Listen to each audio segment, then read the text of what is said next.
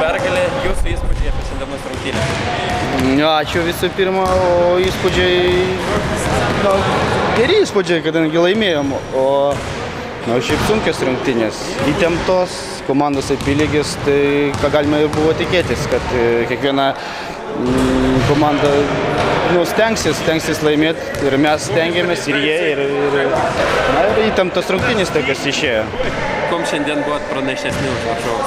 Visų pirma, turbūt mūsų tai, kad žaidėm namie, o šitai nieko, tiesiog gal biški daugiau susižaidimo, komanda ilgiau žaidžia kartu, gal tas lemia, o šiaip tai gal pabaigą mes geriau sulošėm.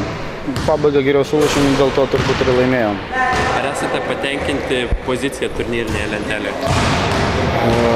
Galima sakyti taip, aišku, būtų geriau būti pirmam, bet palyginti su praeitais metais, tai aišku patenkinti. Bet norėtųsi dar biškį padėbėti ir turbūt pirmiem.